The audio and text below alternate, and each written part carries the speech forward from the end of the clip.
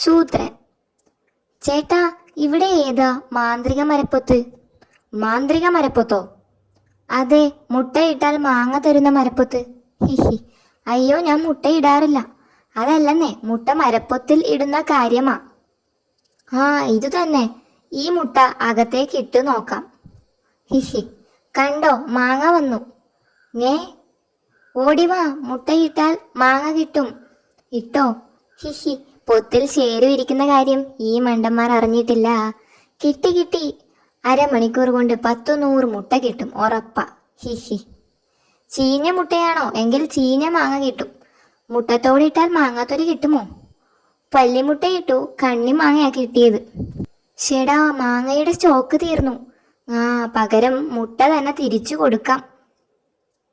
ഞാൻ മുട്ടയിട്ടപ്പോ വേറെ മുട്ട കിട്ടി. ഞാൻ ഇട്ട് നോക്കട്ടെ. എനിക്കും മുട്ടയാ കിട്ടിയത്. പൊത്ത് കേടായതാ. മാങ്ങ ഇട്ട് നോക്കിയാലോ? മാങ്ങ ഇട്ടപ്പോഴും മുട്ട വന്നു. എന്തിട്ടാലും മുട്ടയോ? എന്നാ പിന്നെ ഒരു കല്ലിട്ടാലോ? മുട്ട മൊത്തം പൊട്ടി. ഇനി എന്തിനാ ഇരിക്കുന്നത്? ഇവന്മാരുടെ ഇടി കിട്ടുന്നതിന് മുമ്പ് മുങ്ങാം. കല്ലിട്ടാൽ കടുവ വരുന്ന മരപ്പൊത്ത. അത്ഭുതം.